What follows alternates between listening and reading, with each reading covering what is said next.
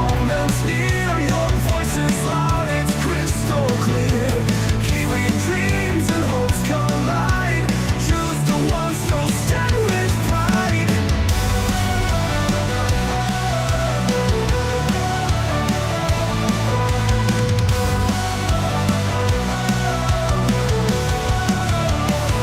It's in the ballot where we belong.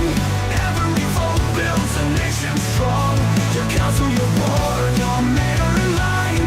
Together we shape this land divine. The future's written in your hand. The chance to guide and take a stand.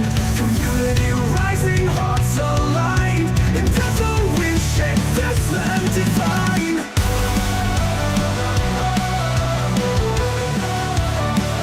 It's in the ballot we belong. Every vote builds a nation strong. Your council, your board, your mayor in line. Together we shape this land divine.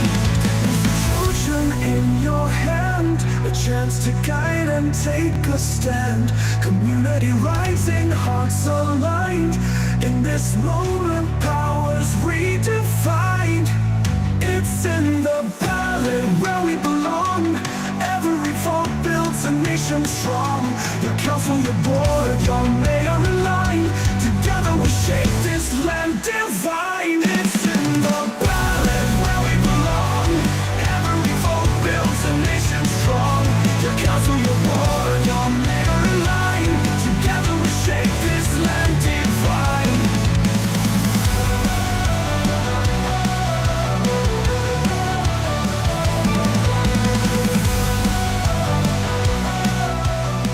Good afternoon. Welcome to It's in the Ballot for our Paraparaumu General Ward Show. I'm your host, Nick Hollander, and we have 4 wonderful candidates with us today. Let's roll opening credits.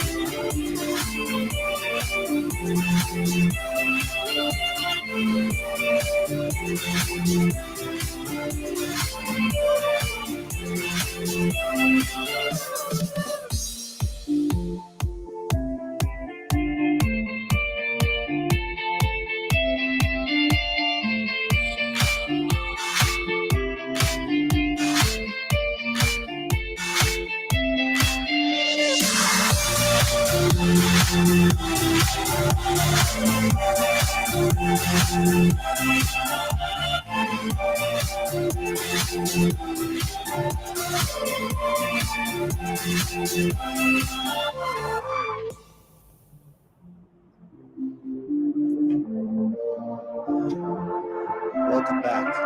All right, we're going to start off with opening statements and using my random order generator. Glenn, would you like to go first? I guess I will. Yes. Hey, kia ora, everyone. I'm Glenn Olsen. I'm born and raised in Paraparaumu. In my early 20s, I left and went overseas for 18 years, and we returned here about 9 years ago in this place that I love and call home to bring up my own family. My wife and I have 3 school-aged children, and we live close to my mother. And we, together, we've been part of this community for about 55 years now. For the past 3 years, I've served as your chair on the Paraparaumu Community Board, in a role that I've worked hard to ensure that our community's voice is heard. I am a local ratepayer and a local business owner, and I do feel the pressures of cost of living and the rates burden that's been put upon us. I bring governance, business and leadership experience, and I do also have a degree in leadership and sustainability. I'm running for council because I believe we need strong advocacy, affordable rates and transparent decision making. A vote for me is a vote for practical solutions, a thriving, connected and affordable Paraparaumu. Thank you. Thank you, Glenn. Murray. Hi, I'm Murray Lobb. I've been a resident of the Kapiti Coast for over 40 years now, and I just love this place. However, while households across Kapiti are cutting back and making tough choices, KCDC continues to spend like the good times have never ended. The disconnect is clear. There continues to be too much spending on things that don't deliver real value.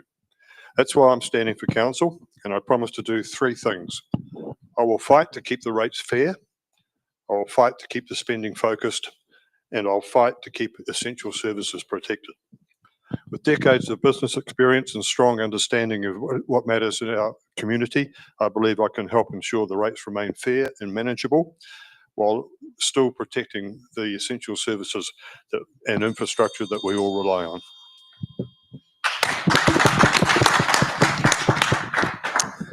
Thank you, Murray. Martin. Yeah. Hey. Kia ora, Paraparaumu. Thank you very much for tuning in today. My name is Martin Halliday, and I'm one of the current ward councillors for Paraparaumu. I'm a second term councillor, and what I bring to the table is experience. We moved up here 15 years ago from Wellington, born and bred in Wellington, and I was reflecting on it the other day, best decision I've made. Met some very, very cool people. You met one of them just before, Carl, who seems to dominate things around our local Paraparaumu table. But it's been an absolute privilege to be involved and serve my community over the past 6 years. I've had businesses down at Paraparaumu Beach. We had a little place called Over the Teacups, and I've gotten, and since coming up here, it's a funny thing when you come out of Wellington, not that much community orientated. What I've found up here, fantastic community spirit, and I've gotten involved. I've been chair of the Business Association down at the beach and involved in the Kapiti Economic Development Association as well. Why? Because I wanted to represent the interests of business into the council table, which is one of the reasons why I put my hand up 6 years ago, actually 9 years ago. Missed out first time round, but have been in there for the last 6 years. So, yep, look forward to the answering the questions that are upcoming. Thank you very much. Thank you, Martin. Fiona. Glad to see you remember my name this time. Kia ora, Good things Kapiti. take time. My name's Fiona. I'm standing for the Paraparaumu ward. I had the privilege of serving on the Kapiti Coast District Council as the Paraparaumu ward councillor back in 2016-2019. Unfortunately, for personal reasons, I wasn't able to continue to represent Paraparaumu. But now that my circumstances have changed and I realise I still have the passion for this area, I'm putting myself forward as a candidate again. What I bring is financial and legal experience, experience as a counsellor, experience as a solo parent, experience as a business owner. But most of all, I bring positivity. In this election, you'll hear a lot of people talking about what's going wrong. What I'd like to do is make sure we don't forget what's going right. We need to continue to invest in the future for our children and grandchildren. It's important to me that we keep our rates affordable, but not to the extent that we forget to invest in our future. So that's what I'm standing here for, and I'll give you the opportunity to vote for me if that's what you believe in too.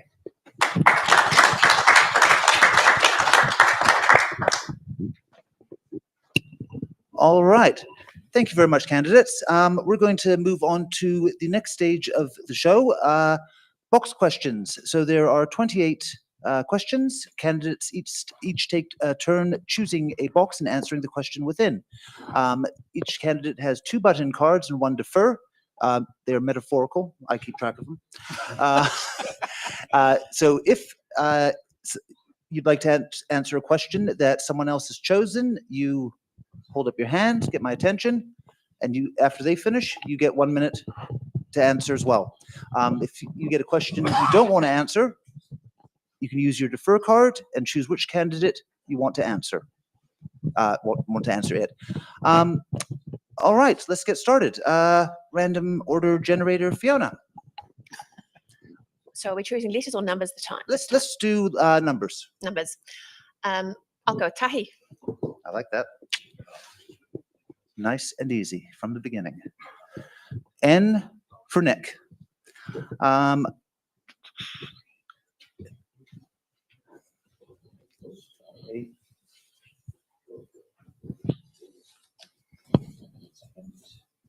right. Many residents feel disconnected from council decision making. How will you improve transparency and community engagement? So, community engagement is actually one of the things I was really passionate about and first got me involved in council. And when I first stood, I was at the chair of the Paraparaumu Ramati Community Board back when that's what we had. One of the projects I was involved in and drove was the consultation on McLean Park. I pushed council to do things differently and said, we need to actually start from the beginning and go to the community and ask them what they want before we start doing any work or designing anything. And so that's what we did as a community board, spent large amounts of time going out to the community, places like the market, different events, asking the community what they wanted. We then fed that back in and got some plans that we consulted on. I think this is an important model to look at, that we're asking the community about big things before we start the planning, rather than coming up with a plan and then asking the community what they think. And that's one of the main things I'll be looking at continuing again as a councillor. Thank you. Thank you, Fiona. Glenn, you're up.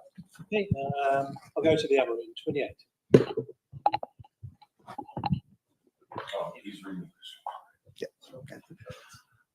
Well, let's do D for duck. Those are my first words, supposedly, if you believe it. How willing are you to work with local hapu and iwi at a councillor level? Well, it's a simple answer. Very willing, a very important thing to do. They're part of our community. They have a voice. They need to be heard, and we need to consider them at the council table. So, very willing. Thank you, Glenn. Short and sweet. Murray, you're up. Number 23, please.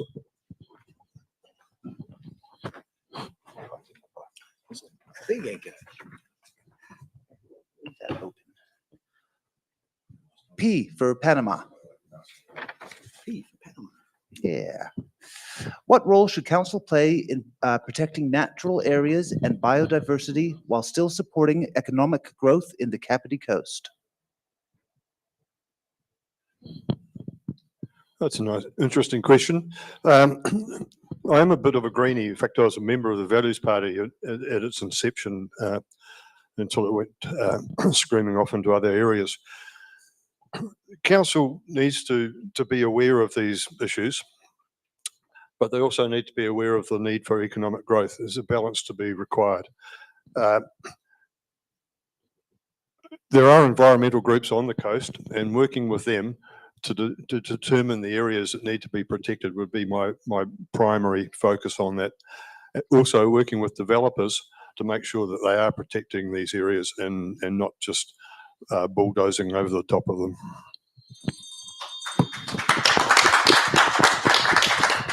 Thank you, Murray. Martin. Woohoo. Ooh, I will go for number 16. Thank you very much. Making me work for it, are you? What's it going to be? What's it going to be? I thought you were just pulling random cards out the top. No. There is a method to the madness. It is madness. A for Alpha. A for Alpha. Do you support political party endorsement of local government candidates? This is a funny one, this one. I do support political party endorsement as long as it is visible. What I don't support is political interference at the council table. One of the things I've seen down in Wellington is the influence of central government politics at the council table. It does not work. What we need in Kapiti is 11 individuals around that table that are representing the views of the community. So yes, I think it's important that we know who stands for what, but I also think it's equally important that local government is treated and works the way that it is meant to work, which I find is 11 individuals expressing the views, their own views, plus the views of the community, and those people are advocating for their own areas as well. So yeah, that's my answer. Thank you, Martin. All right, we've made it through round one. Let's start with round two. Martin, you're up. I'm up again. Oh, yes. All right. Whew. Okay. Audience, I need a number. Give me a number. Quick, give me a number. 4. There we are. Done. 4. I suppose you picked the hardest question, did you, Pete? L for Lima. How will you address road safety congestion, and cycling infrastructure in the Paraparaumu ward? I don't think it's a case of addressing. I think it's a case of advocating. And what's important is to have an understanding from your community of what's important to them. Now, council has various mechanisms. They do pop-ups, they do consultation. And for that larger consultation, there'll be always a portion of it that is relevant to Paraparaumu. My job is to pick that out and to take that on board and to advocate and represent that perspective at the council table. I'm only one vote, but the advantage we've got is we have 3 councillors in Paraparaumu, so we do get to have a little bit of a swing in regards to influencing the table. The other aspect is, with the experience that I've now got and the relationships that I've built up in council, it also means that for us to get what we want in Paraparaumu, shall we say, I have the skill set that will make that happen, hopefully a little bit easier, and get the outcomes that we want for our fantastic community. Thank you very much. Thank you, Martin. Fiona? I'll go with 8, thank you.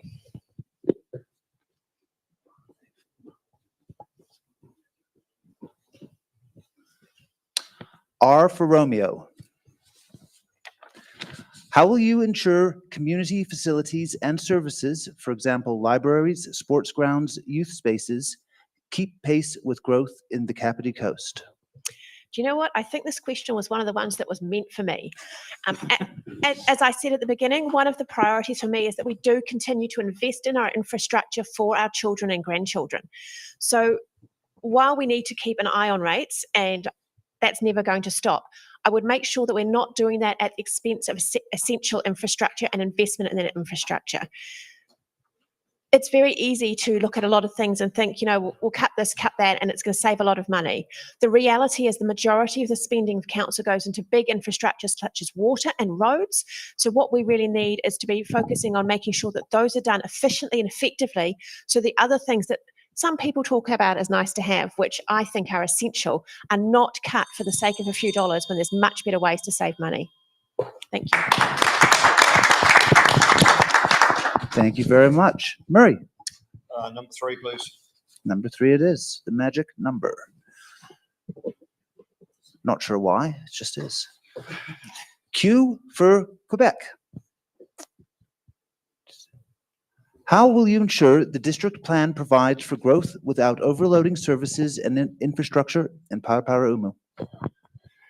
Yeah, these services and infrastructure is the key issue. The district plan is going to have to provide for growth, but we can't fund that growth completely out of rates. I think we need to be looking to the developers to be providing a fair share of the infrastructure costs that they're going to be benefiting from.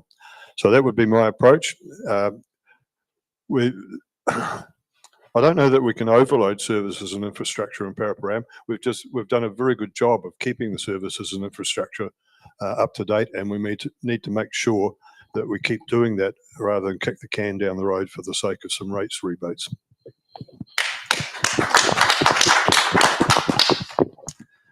All right, and we have Glenn. Let's go down the middle. 14. 14. Look worried there. I do look worried. Not entirely sure why. I think I've heard that number before. E for Echo. What will you do to make Kapiti Coast District Council decision-making more transparent and accessible for the community? Yeah, well, there's two parts to this question. The first bit is about transparency, and the next is about accessibility. So, I'm just reading the question.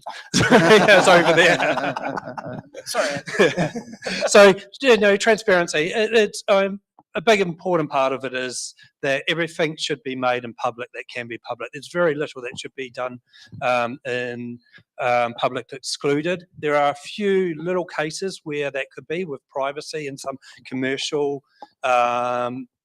situations, but generally everything else should be transparent and in public. Accessibility, well, that's a good question, especially for our older generation. A lot of stuff is going online, and a lot of our older generation really struggle with doing things online and getting stuff online. So we need to look at ways to go out to the community where they are and get them more information, and not just, there seems to be too much of this saying it's much easier if we put it online, then it's accessible to everybody. That's not the case. It actually excludes a lot of our older generation and a lot of other people who are not tech savvy or can't afford to have the technology to do it. So they're really important areas we need to address.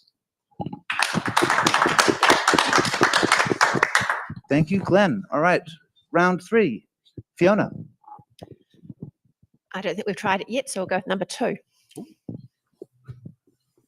Rua. Y for Yankee. Would you call me? No. How will you ensure that the transfer of water assets, revenue, and debt off council balance sheet to a new water services organization doesn't create scope for council to run up new debt and increased rates for non-core projects and services? Well, for a start, I'd say one of the things that question doesn't quite address is the fact that water rates in Kapiti are treated quite separately in a separate account at present. While it wasn't a very popular decision initially, we've got our water meters, and those have been really good for keeping our costs down. And so I think one of the priorities needs to be that the council doesn't end up in a situation where we do not have the control, and Wellington becomes where we get forced to be involved with water infrastructure. We need to recognise as a council that we're not big enough to dictate to central government, and there are risks to that. We have significant debt in part because we've invested in our water infrastructure. We need to make sure that any changes to the water system do not result in Kapiti losing those assets in a way that doesn't compensate for the debt that's been incurred in making sure those assets are up to scratch. At the same time, I don't believe that it gives scope for running up extra debt, because it's not a question of, we can run up debt to a particular level. It's what do we need to spend money on and how do we prioritise that? And whether the water is in a different entity or not does not influence that to me. Oh, we have our first button. Martin. Yeah, look, I wouldn't mind addressing that question.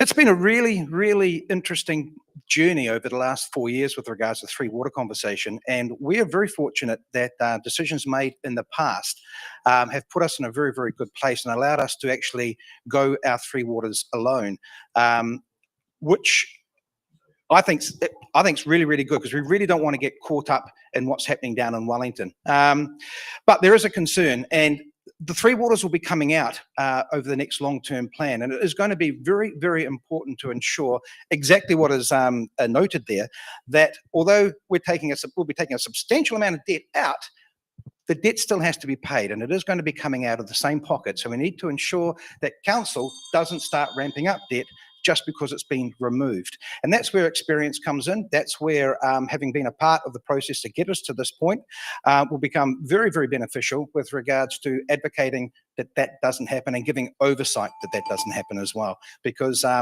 having been in it, you've learnt what to look for. Thank you. Thank you, Martin. All right. Next up is Murray. Number 4, please. I can give you 5. Sorry? I can give you 5. Negotiate. All right. How about 6? 6. 5 works for me. All right. Good man. X for Xerxes. Why not? What? Okay. As a councillor, how would you work collaboratively with your fellow councillors to deliver on your promises? Okay, when I was in business, I built some very successful teams back in the 80s and 90s, and I did that because the teams were on a flat level of hierarchy. There was no boss, there was no minions at the bottom. We all worked collaboratively together. My approach on things is it's not my way or the highway. I have strong views, but I'm always prepared to listen and take in other people's views and then make a reasoned decision on those views. But bottom line, working as a team rather than working as an individual.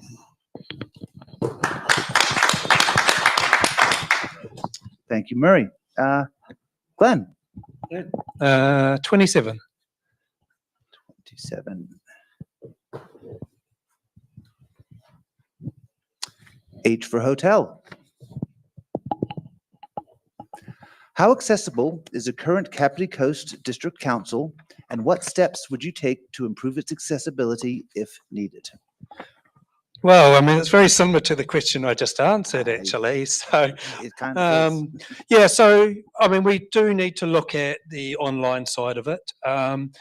We also look at another accessibility is that while all the public meetings are open and the council meetings are open and you can go to the council chambers, if you're in Otaki or other parts of the region, you know, some people don't have transport and can't get to the council chambers to those meetings.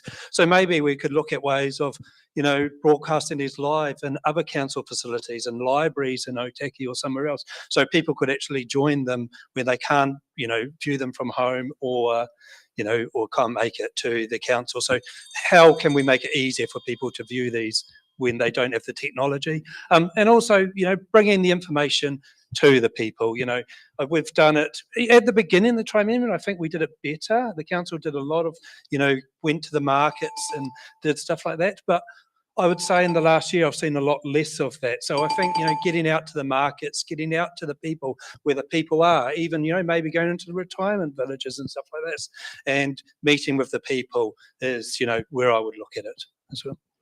Thank you. Martin? Woohoo. I'm going to go, I think, hopefully for number 17. For you? All Boom right. shakalaka. There we go.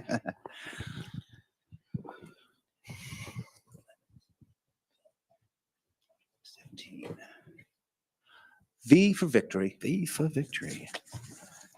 All right. So, what initiatives will you support to strengthen local businesses in Paraparaumu and boost the town centre? Sorry, I'm laughing, but he's giving me the eye on this one. Look, what initiatives will you support? Look, the reason I got involved in local government was because I was chair of the business association down at the beach. When I came up to council to ask, what's your tourism strategy? We don't have one. And what are you going to do about it? Nothing. So since then, one of my key objectives has been to land the economic development strategy, which we landed this triennium and put the independent board in place. So the next step for me with regards to the local business area is we need to see our business associations come together because from my perspective, the foundations have been put in place to be able to support them.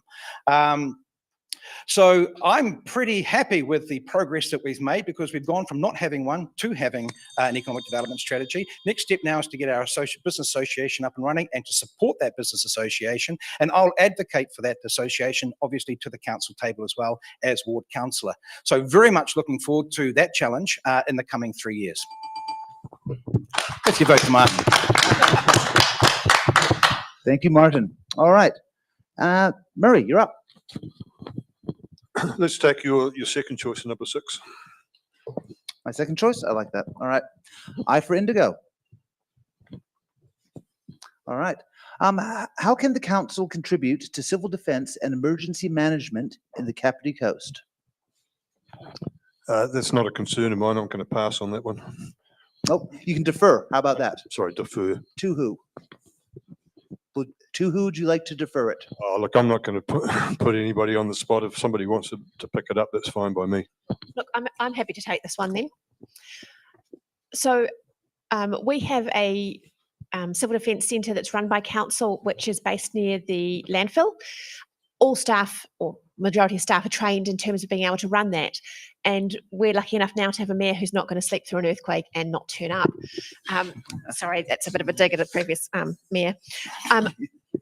The important thing we've got is that we need community to work together, and I think we need to be making sure that we work with our community boards so that people get to know their neighbours, because that's really where the most important thing is for civil defence.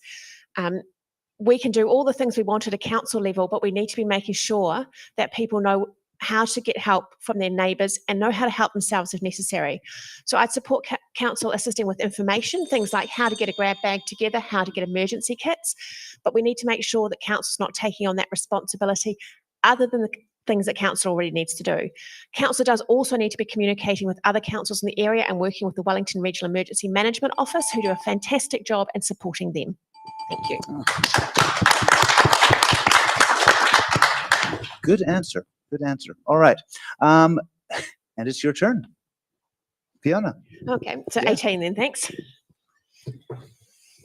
Okay, we'll work our way up, aren't we? Getting hard to keep track of which numbers we've got left. It is. It is. AA for anhydrous ammonia.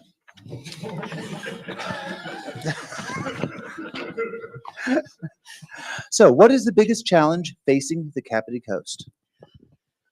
So I think the biggest challenge, which you're going to be hearing about so much through this election campaign, is the balancing of affordability with investment in our infrastructure.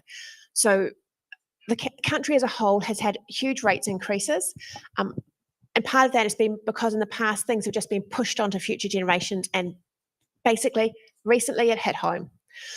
It's important to me that we do what we can to keep rates as low as we can without pushing it on to the next generation. And so for me, the big challenge is getting that balance right, of making sure that the spending the council undertakes is done in a prudent and sensible way, but it's not done by simply cutting things that have to be paid for now or in the future. We've got good water infrastructure. We've got pretty good roads compared to parts of the country. It's important that we keep maintaining those rather than figuring that our children and grandchildren all have to pick up the bill sometime in the future. At the same time, I'm very aware of the impact of rates rises, and we do need to be keeping a good eye on spending as well. All right. We have a button. First, Glenn was first. Glenn was first. Oh, no, Glenn, Oh, off you go. yep. We're Yeah. on the draw. Yeah, no, so I agree with everything that's just been said. I just want to also add to that. I think another thing we need to look at is trust, and we're at a real risk of the community not trusting the council. And that, again, is a big risk as well. When the community doesn't trust the council, the people who are representing them and making decisions for them on their behalf, then we, have a major issue there as well. So that comes back to a previous question, when we said, and a lot of that is about transparent. We need to be as transparent as we can. And also we need to bring the community in as early as possible on any decision. By doing that, we can go to them before it looks like a decision has been made. And by that, hopefully, being transparent and bringing them along with us on the journey, we can win back their trust. All right. My man Martin, your button. Or are you cancelling your button? I'll cancel it. That's Oh, all cool. okay. No. Oh, We've had oh. two fantastically good answers there. So I'll leave it at that. All right. That we can do. Glenn, Me? your turn. No, Glenn's turn. Glenn's turn. We had 15. Actually, no. That's easy. No, easier. B for boron. I'm going to go with the, yeah, sort of. Okay.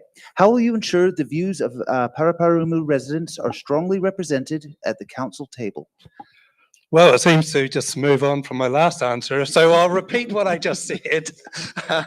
But yeah, no, it is. It's all about engaging with the community, listening to the community, and making the right decision when you take the view of the community in. So we're not elected to make decisions for the community, we're elected to make decisions with the community. So I think with what I said before, and I'll tag that onto it. Yeah, good amendment. All right. And Martin, it is your turn. Rightio. It's number 18, free. No, 19. 19, sounds great.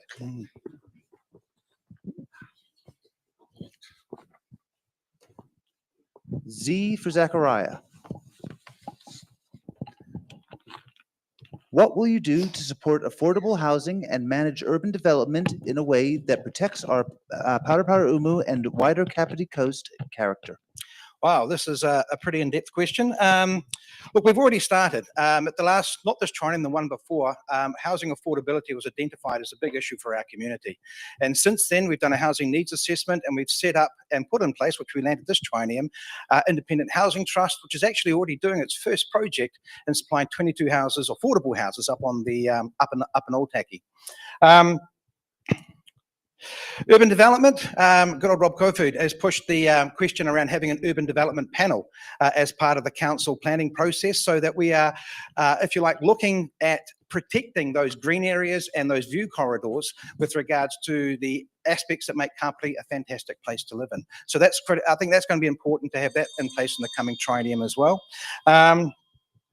We also lost in PC2, or the intensification that government forced on us last triennium and this triennium, we lost our 3 beach precincts and we lost our garden precinct. And I'm a firm believer that we need to get those protections back into the district plan, and we'll certainly be lobbying through the coming triennium to get that to happen. Thank you, Martin. Glenn. Oh, again. Again. 27 or as close to it. Yeah, yep. Oh, that was indeed. Okay. We have F for Fiona. Oh. So, what is your plan to address the impacts of population growth on infrastructure in Paraparaumu? Yeah, so it's about planning, district planning, planning for growth. It's a really tough one, because if you don't get it right now, then you have a situation where we had recently with stormwater in Paraparaumu, where you have to dig it all up, and you have months and months and months of disruption for everyone at a massive cost. So it's a really difficult balancing act.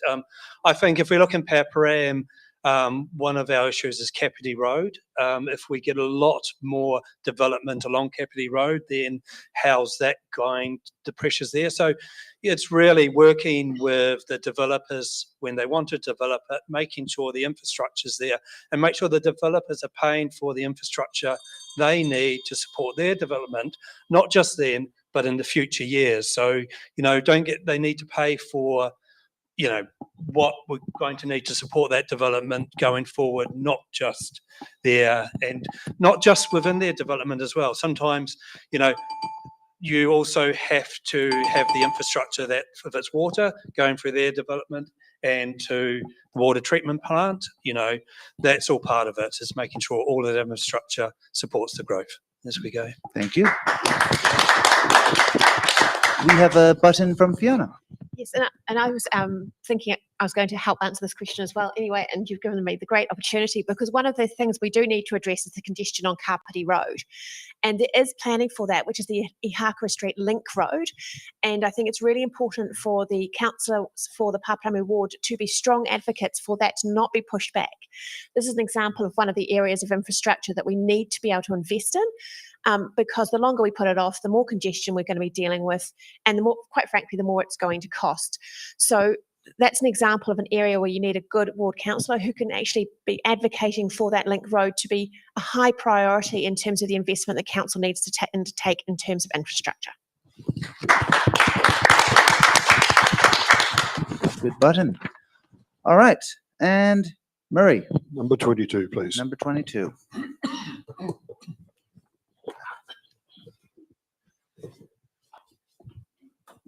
W for Wilco.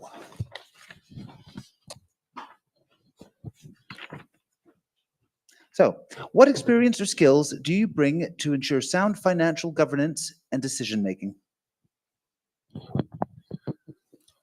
Yeah, this is my key focus. I've had 30 years in corporate sales and management, and 25 years running my own business. And I found that running your own business, when you make $1, you turn it over 3 times, and then you decide whether to spend it or put it back in your pocket. I firmly believe that there's a lot of low quality spending that's being done by KCDC at the moment.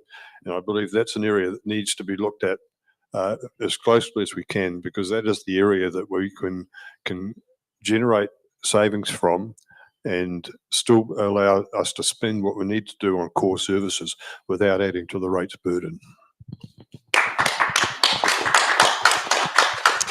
Fiona, your button. So 2 buttons in a row. I'm particularly interested in this area because as a lawyer, I do have quite a good area in terms of governance and making sure that council's working within its powers. I was previously the deputy chair of the Audit and Risk Committee, and so had quite good experience working through that. But the reason I want to answer this question is because I've also said I think it's important that we look at our spending, and this gives me a chance to explain what I mean by that in terms of financial governance. One of the projects I was involved in the 2016-2019 triennium, which we in-house called the Green Line Project, was looking at the council's capital expenditure to make sure that the council was budgeting for what was actually achievable. And so what that meant is going through the projects line by line, and it did take a lot of work and a long time, to look at each project, say, are we going to be able to deliver this project in the time frame we're currently budgeting for? And if the answer was no, we need to put it in the budget where it belongs.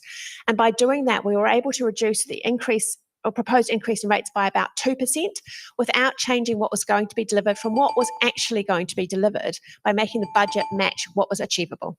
Thank you.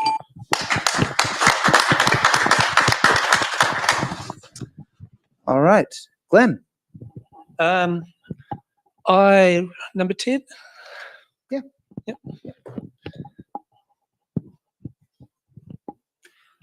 G for golf. Or Glenn. Oh, Glenn. Thank you.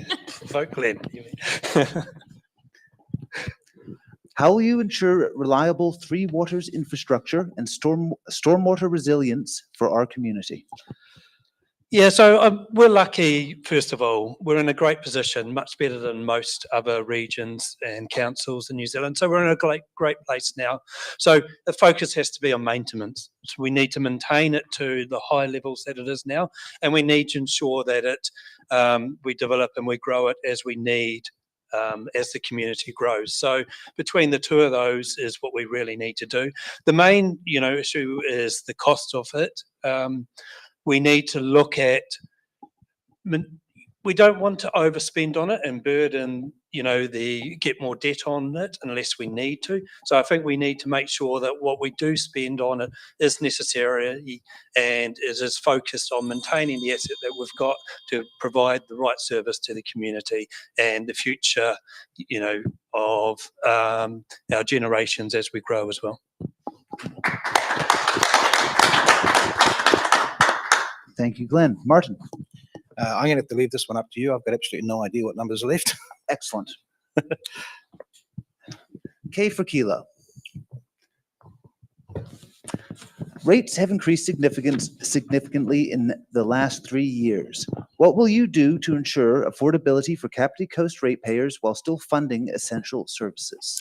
Okay, this is a bit of a key question for me. Yeah, I agree. Rates have increased significantly over the past 3 years. I voted against the last substantial increase, and my reasoning was very, very simple. Previously, council has used the measure of 5% of the average household income as a potential ceiling for rates, and they blew past that at the last long-term plan. I did try to elevate that as a discussion, but was in the minority, unfortunately. So in my view, we need to get rates back to that 5% level. And then we need to be doing a piece of work to actually look at what is an affordable or what is a reasonable level for the rates take to be at. And central government needs to come to the party as well. They backed out of doing infrastructure in '89 when local government was created, and they have gradually stepped themselves back and pushed infrastructure into the rates scenario. We need to either see some GST come back, we need to see some taxation come back. Something needs to happen because the current formula is pretty much all maxed out and not fit for purpose in my opinion. Thank you, Martin. Fiona. Unless it just disappeared, I'll go with number 13.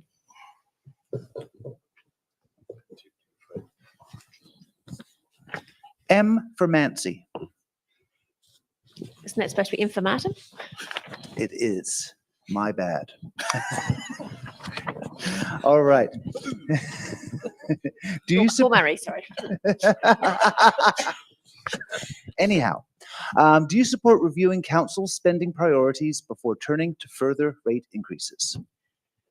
I'm not quite sure why this is even a question, because to me, that is the first thing you start with. You look at spending priorities and work out what we actually need to be spending money on, and don't just jump to rates increases as the first thing that happens. Yeah, I don't think there's much else to add to that because to me that's just such a no-brainer. Fair enough. We have a button. Murray. It's just a one-word buzzer. Button. The answer is absolutely. I mean, that's the key question at the moment. All right. Thank you very much. We're going to take a short 10-minute break and we'll be back with hard-hitting questions. We're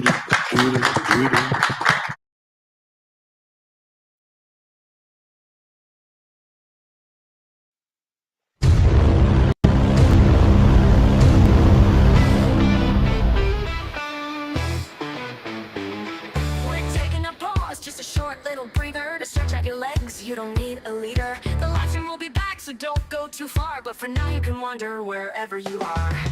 Intermissions aren't really a thing anymore, but we think they're cool, a tradition to adore. A moment to breathe, have a laugh, maybe chat. There's magic in breaks, and we're keeping that. Head to the lobby, I mean your kitchen with glee, for snacks that are tasty and drinks. Fill up your plate, pour a glass, take your time, then come back refreshed. We'll resume on a dime.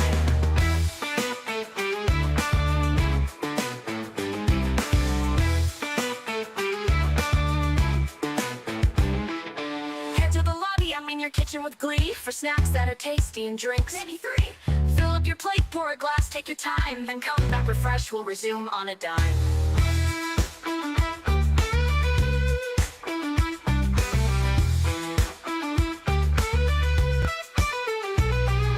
Head to the lobby, I mean your kitchen with glee, for snacks that are tasty and drinks. Maybe 3. Fill up your plate, pour a glass, take your time, then come back refreshed. We'll resume on a dime. Head to the lobby, I mean your kitchen with glee, for snacks that are tasty and drinks. Maybe 3. Fill up your plate, pour a glass, take your time, then come back refreshed. We'll resume on a dime.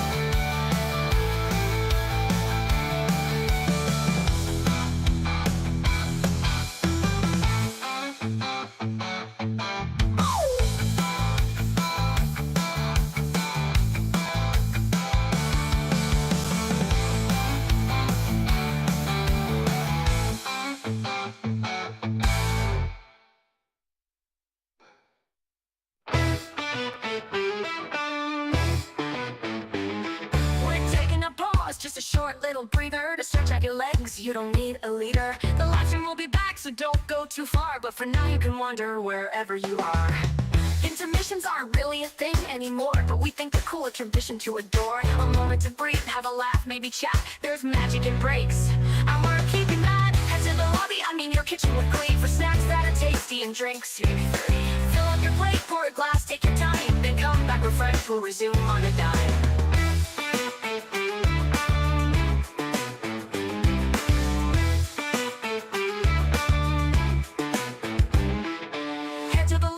Your kitchen with glee, for snacks that are tasty and drinks. Maybe 3.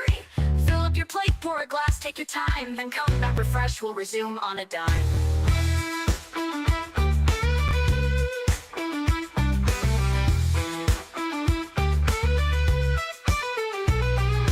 Into the lobby, I mean your kitchen with glee, for snacks that are tasty and drinks. Maybe 3.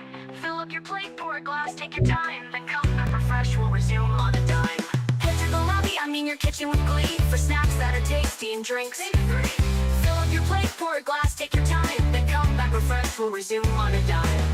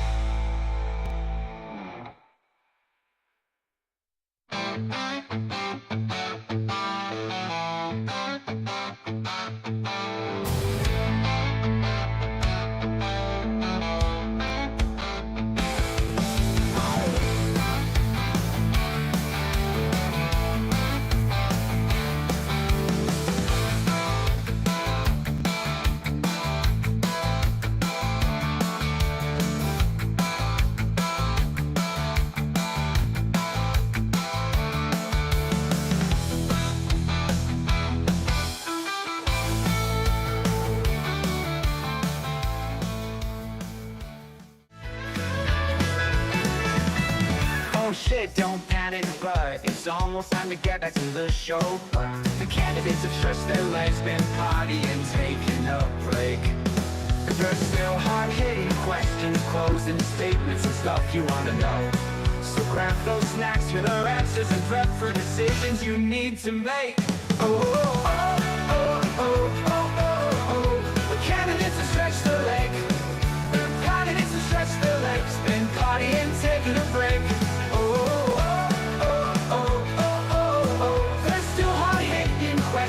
Closing statements and stuff you wanna know. So grab a snack you wanna know. So grab those snacks, hear the answers and prep for decisions you need to make.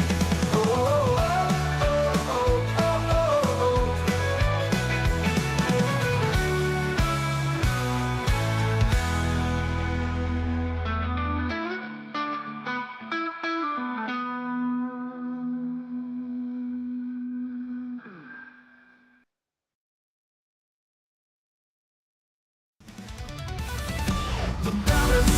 of the moment's near. Your voice is loud, it's crystal clear.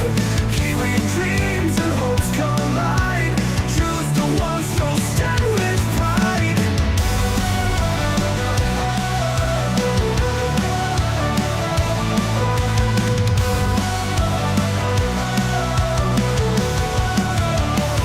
It's in the ballot where we belong. Every vote builds a nation strong. Your council, your ward, your mayor and line. All right. Now, welcome back, everyone. So, let's get ready for our new question.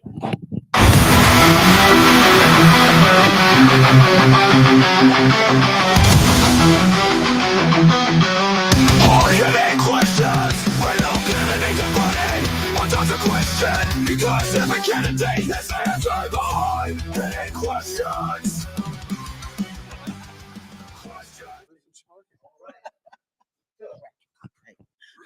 Hard-hitting question number 1. Beyond finance, what do you see as Kapiti Coast District Council's biggest overall risk, and how would you deal with it? Me? Oh, okay. Right, straight into it. Beyond finance. Look, I'm going to take a little bit of a twist on this question. I see it's not so much our biggest risk as our biggest opportunity, or the thing that we should potentially be concerned about, is being in charge of our own destiny. We're a smaller council. We're sort of on the fringe of Wellington, or the Wellington region. We're sort of on the fringe of the Horowhenua. But we need to look after ourselves, in my opinion. We've been able to get into that position with the Three Waters by investing in our infrastructure and investing in what's good for us. And I'm sorry, Sam, but one of my policies is to be looking at KCDC becoming a unitary council. And that means absorbing the roles of the Greater Wellington Council as well. Because quite frankly, because we've been on the fringe, we just aren't getting the investment. We aren't getting the money that we're sending out to them. It's not really coming back to us. Well, I'm not seeing it. I haven't seen it in the transport connections. I haven't seen it in the bus stops getting put up. I haven't seen it even in the biodiversity stuff. Trying to get engagement has been like pulling teeth. So I think it's important for us to be looking after our own destiny and ensuring that we are putting Kapiti first.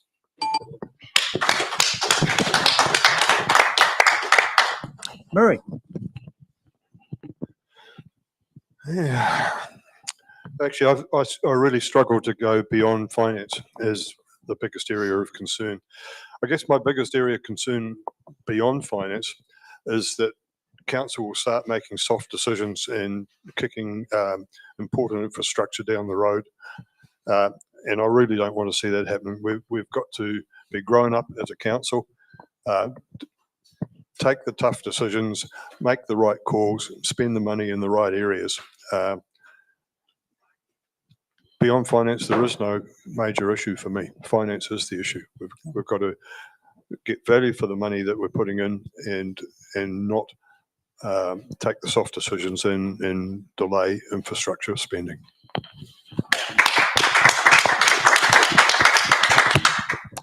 Fiona.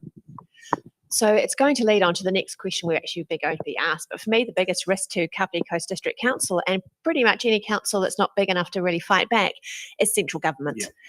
Yeah. We need to be working on having good relationships with other councils to be able to push back. You can look at what Auckland can do in terms of fighting back with central government. We're not big enough to do that, so we need to develop the relationships with other councils to enable us to do that. At the moment, central government is pushing more and more requirements onto councils and requiring us to fund them. And so if we don't find a way to make our voices heard, then we're not going to be able to say to them, hey, this is what we're hearing, this is what needs to happen. Examples that aren't just financial are things like the densification rules that got pushed onto local councils. We're not in a position to stand up and just say we don't agree, because all that involves is a huge expensive court case for KCDC. So what we need to be doing is working with other councils to be able to push back on central government, putting more requirements on us and not funding them. Thank you, Fiona. Glenn. Glenn, yeah, thank you. Now, everything that's been said, in previous questions as well, there was one where I came up where I said about the risk of the lack of trust in council, and I think that continues here, but I will go on with something else, different. And I think the cost of living. So I'm not going to go on finance for the council, but for the community, the people living here, and the businesses as well. Housing is a real problem, affordable housing, and it's something we do need to look at. We need to make sure that the right housing is in the right place and the right density. That's just another issue. And I think businesses, I have seen so many businesses close down in the last probably 6 months actually, and there's more that I'm aware of that are for sale at the moment. So council needs to make it easier for these struggling businesses to do business, for new businesses to start, because if we have businesses here, then people have jobs. If people have jobs, then they can pay their rent and their mortgage. Thank you very much. Good answers. All right, hard-hitting question number 2. How would you strengthen relationships with central government and neighbouring councils to get the best outcomes for the Kapiti Coast? And let's start with Fiona. So one of the things I've previously been involved in is being on the National Executive for Community Boards through LGNZ, known as Local Government New Zealand. I think one of the things that the council needs to be doing is working with LGNZ to redefine what they're actually doing, because at the moment there's a lot of discussion about things like conferences that councillors can go to, but really that's the mechanism for smaller councils to be able to actually put pressure on central government. And that's not something I've been seeing the way that we used to see it. So I think one of the big things that council needs to be doing early on is pushing Local Government New Zealand to show the kind of leadership that they actually bring councils together to really push central government on the big issues, like how do we fund these things? How do we make sure that local councils actually get a say on things that matter to local people? And in terms of working with other councils, we have a great relationship from Kapiti with the other local councils in Wellington and the regional council. We also need to be looking further north and developing relationships that way as well. Thank you. Glenn. Glenn, thank you. I think building relationships is really important. We need to have good partners with our neighbours. We're not opponents with them. We need to work with them because we share a lot of the same issues. And by working together, I think we can do a lot more than working individually. But in that, we need to advocate for Kapiti's needs. First and foremost, we need to make sure central government, and when we are working with our partners, that Kapiti does come first. And we need to work regionally. We need strong alliances with our neighbours on these things. And some of the challenges, as I said, are the likes of transport, housing, climate, and all these issues. How are we going to deal with them? And if we can deal with them, together, it should be cheaper and easier than if we try to deal with it by ourselves.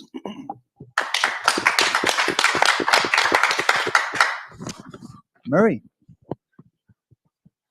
The key area to me in dealing with neighbourhood councils is to look north. I picked up on Martin's idea of a unitary council. We have a heck of a lot more in common with Horowhenua than we do with Paraparaumu and the rest of the Wellington region. So for me, when forming alliances with other councils, I would be looking to Horowhenua rather than southwards. Picking up on the local government New Zealand thing, I have a real question mark over that as an organisation at the moment. KCDC spent over $100,000 on LGNZ related stuff, conferences and membership fees in the past year, and I haven't seen a lot of value come out of it. So yes, Fiona, if LGNZ can come up and start to do its job properly, we should continue to be part of it. Otherwise, I think we need to look at cutting our ties. Martin. Thanks, Nick. How will you strengthen relations with central government? Very, very carefully. Look, central government has shown, from my opinion, a great disrespect for local government and what it can do for delivery for central government, with the overreach that we've seen over the last, for the term of this particular government. That aside, from a social delivery perspective, we hear about schools, lack of schools, lack of healthcare, lack of health services. One of the things that we've done this triennium is Kapiti Health Advisory Group has set the foundations for expanding the polyclinic or the health centre.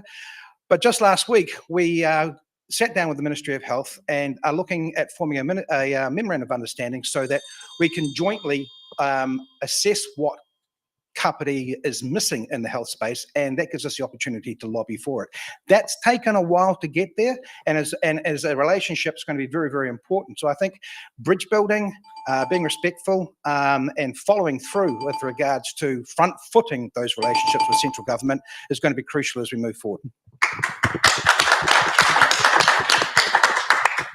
All right. Hard-hitting question number 3. A Maori constituency for the Greater Wellington Regional Council, Te Upuko o Te Ika a Maui, is being established for the 2025 election alongside the Kapiti Coast Maori Ward. How would you ensure meaningful collaboration with Mana Whenua and support Maori leadership in regional planning and service delivery? And Martin. Me? Yes, starting you. off. Right, well, this is a good question for me. So I'm the council representative on Te Whakaminanga o Kapiti, and this triennium we re-signed, well, I shouldn't say re-signed, we celebrated our 30-year relationship with Te Whakaminanga o Kapiti and the relationship we have with our 3 iwi partners. That is significant because it's one of the longest standing relationships in the country. We also have the Māori Ward. I was very much a supporter of bringing the Māori Ward on board, and I like the Māori Ward because it follows the democratic process. There's been a lot of rhetoric out there about appointments this and appointments that, but the Māori Ward follows the democratic process. That's why I support it as a process to get Māori representation at the council table, because it's just fair representation. Local government is legislated to give effect to decision making for Māori. And when I say Māori, I'm talking iwi Māori. So we're talking Mana Whenua, Tangata Whenua, Mātai Waka, because we have a very large contingent of urban Māori on the Kapiti Coast. But we're actually in a pretty good place, and we've been doing a lot of work to ensure that we stay there.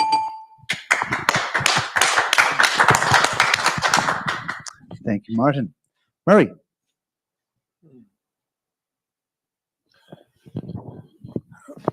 I'm being asked a lot about, do you support Maori wards? And I've got to say, yes, I do support the Maori ward, and I support it for one reason. I would rather have an elected Maori representative on council who represents all Maori, rather than to have appointed representatives who are representing various iwi, but by far from all Maori on the coast. How would I ensure meaningful collaboration with them? I would listen. And this is going to be my approach right through. I'll listen to people's needs and wants, and then if they've got a cogent argument, I'll support that at the council table. If they haven't got a cogent argument, it doesn't get support. But that's going to be the same for all groups, Maori groups, sporting groups, community groups. Glenn. Yeah, thank you. Yeah, no, it's important. I mean, they're a very important part of our community. They've been here longer than most of our community. They know the lands, they know the region. So there's a lot of history there. So a good example is recently when they were looking at the coastal inundation and everything, what happened there was big sections were taken, and it almost felt like saying, well, in this big long section, this is what's going to happen. We're going to treat the whole lot. But that's not how it is. The locals have knowledge. They know where it is. The iwi know this. They know what happens and what's happened over time. And that's really important, as this knowledge is there for this whole community.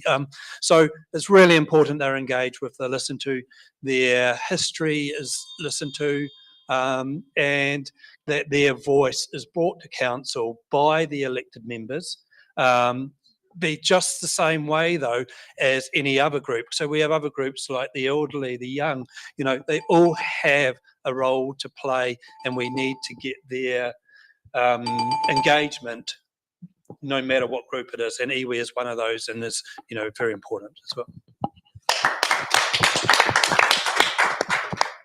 Fiona. So really this question comes back to relationships and relationship building, and the key to that is conversations, and conversations are a two-way dialogue where both parties listen. And I think we need to be really careful that we're not taking these questions and coming in and saying, well, this is how we're going to collaborate, this is how we're going to do it. Because the first thing we need to be doing is asking, partners, and particularly local iwi, but also any other group that the council wants to work with. How does this work for you? How do you want to collaborate with us and bring people to the table in a way that works for them rather than imposing our model on them? And that involves listening. It's really important that we're not going into these things with predetermined ideas of what works. It's not the same thing, but an obvious example would be working with people with disabilities. It's no good for someone like me to turn around and say, well, you can walk into this room and talk to me, when somebody may not be able to do that. We need to be having a look at what people need and want to be able to have that collaboration with us, and making sure that we can actually achieve that in a meaningful way.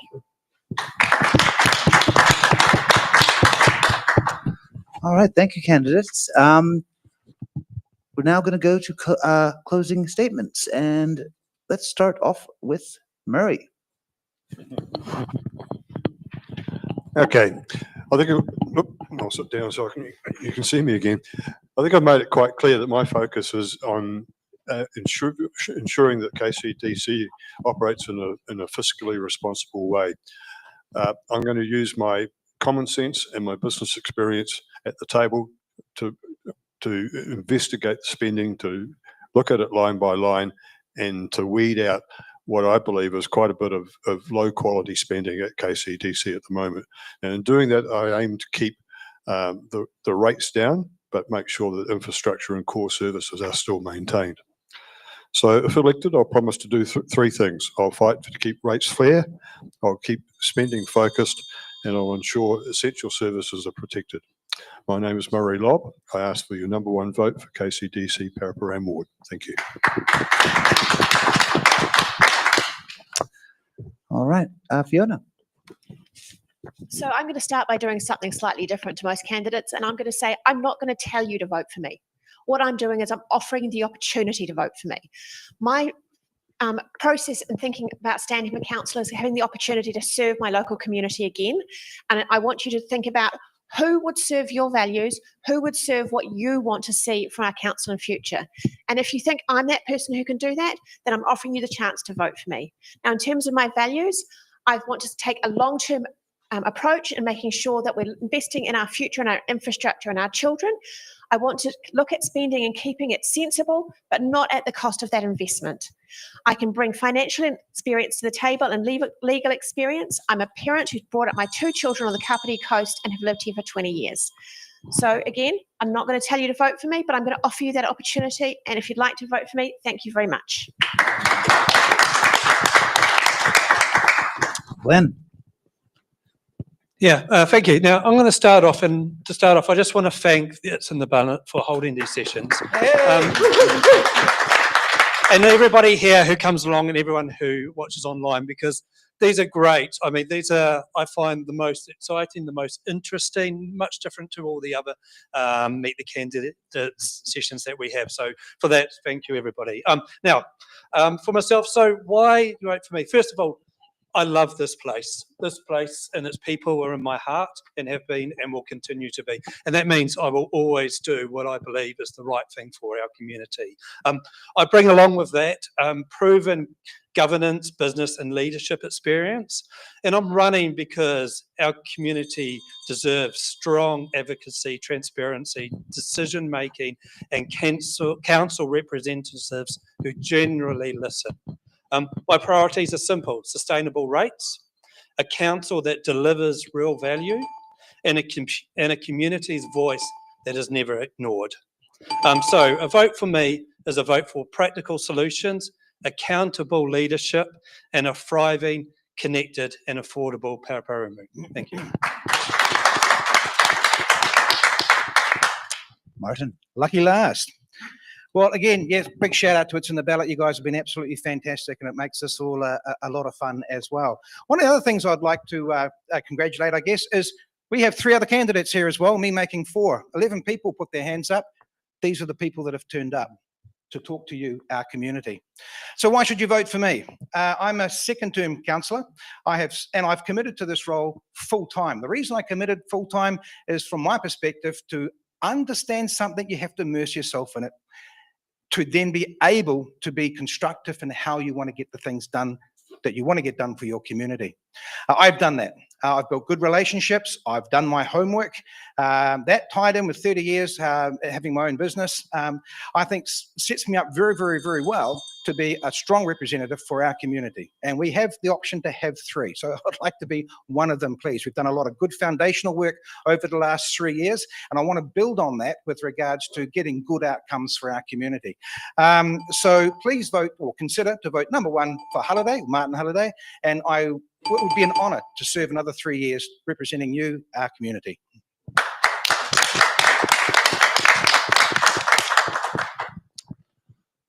Well, I would like to thank our candidates, our audience, and our team, both here and offsite, for making a wonderful show.